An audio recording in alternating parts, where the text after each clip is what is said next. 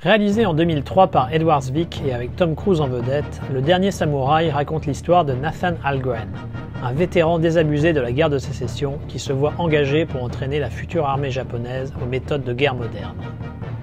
Leur première mission est de mater une rébellion de samouraïs menée par le charismatique Katsumoto. Au cours de leur premier affrontement, la nouvelle armée panique. Algren est blessé dans les combats, mais recueilli par les rebelles. Durant sa convalescence, il embrasse les valeurs prônées par Katsumoto et rejoint leur rang contre les forces impériales. Spectacle de qualité grâce à l'incontestable savoir-faire hollywoodien en matière de divertissement et de technique cinématographique, le film est inspiré par les événements de la rébellion de Satsuma qui eut lieu en 1877 et marqua la fin définitive des samouraïs. Mais Le Dernier Samouraï propose une vision très romantique et américanisée des événements en général et des guerriers japonais en particulier. La majeure partie de ce Japon de transition ne fut d'ailleurs même pas tournée sur place, mais en Nouvelle-Zélande. Pour avoir une vision plus complète et complexe de ce que représentent les samouraïs et de la période décrite dans le film de Zwick, rien de tel donc que de se tourner vers le cinéma japonais. Voici 6 films qui, si vous avez aimé Le Dernier Samouraï, vous permettront d'explorer davantage cet univers.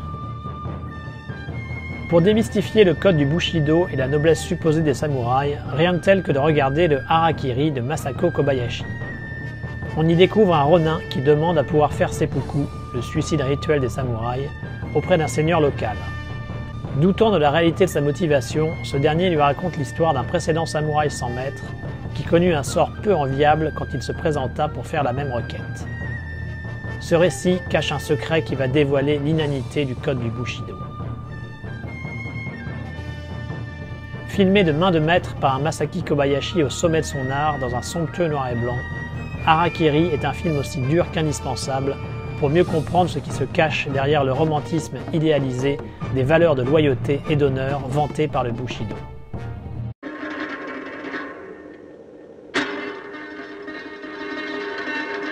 Si vous êtes surtout amateur de beaux katanas et de leur capacité à trancher toutes les parties du corps humain, rien ne vaut la vision du 13 assassin de Takashi Miike. Dans ce remake d'un classique de 1963, on suit un groupe de samouraïs recrutés pour assassiner un daimyo cruel. Avec ce qu'il faut de développement nécessaire pour qu'on s'intéresse à la galerie de personnages présentés, le film est surtout marquant pour sa grande bataille finale. Une orgie de métal et de sang mise en scène par un Miike particulièrement inspiré.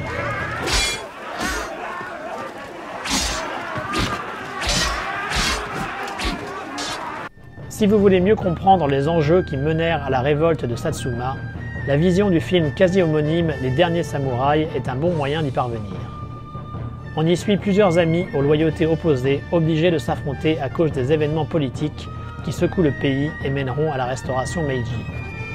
Un peu long et complexe à suivre si on ne connaît pas bien l'histoire de la période, le film permet tout de même de saisir la complexité des enjeux liés à la modernisation du Japon et le statut discutable dont bénéficiaient les samouraïs. Le film se termine exactement sur la rébellion décrite dans le long métrage de Zwick. Il s'agit du dernier film de son réalisateur, Kenji Mizumi, un spécialiste des films de samouraï réputé pour son sens visuel. N'hésitez donc pas à voir d'autres œuvres de cet excellent metteur en scène, comme la série des Baby Cart ou celle du Passage du Grand Bouddha.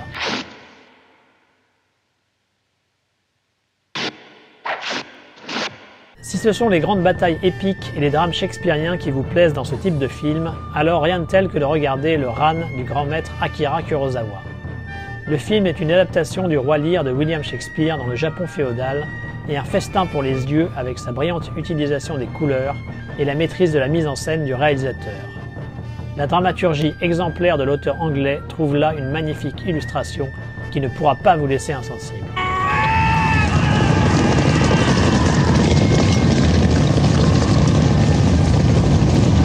Au milieu du 19e siècle, le quotidien des samouraïs était loin d'être celui de moines guerriers respectant fanatiquement le Bushido, comme le décrit le film de Edward Zwick. Pour une description plus réaliste de leur vie, on peut se tourner vers le Twilight Samurai de Yoji Yamada, avec Hiroyuki Sanada, un des guerriers présents aux côtés de Tom Cruise dans Le Dernier Samouraï. Un film à petite échelle, avec des personnages particulièrement attachants et une fascinante description de la fin du temps des samouraïs. Si vous voulez voir des samouraïs suivant à la lettre le code du Bushido, rien de tel que de regarder une des versions de la célèbre histoire des 47 Ronin. Elle se base sur un fait réel. Quand pour venger la mort de leur daimyo qu'ils estimaient injuste, ces samouraïs devenus Ronin feignirent l'acceptation de la punition et se mêlèrent à la population pendant plusieurs années avant de finalement frapper le responsable au moment où ils s'y attendaient le moins. La version de Kenji Mizoguchi, un des grands maîtres du cinéma japonais tout comme Kurosawa et Kobayashi, tournée en 1941, est généralement considérée comme la meilleure.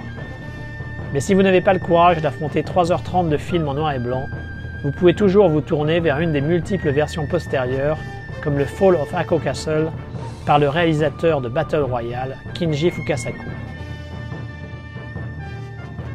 La légende eut même les honneurs d'adaptations hollywoodiennes incongrues, comme le 47 Ronin de Karl Erik Rinch, avec Keanu Reeves en vedette, ou l'honneur des guerriers de Kazuaki Kiriya, où l'histoire est transposée dans un Moyen-Âge occidental, avec Clive Owen à la tête des Chevaliers Vengeurs.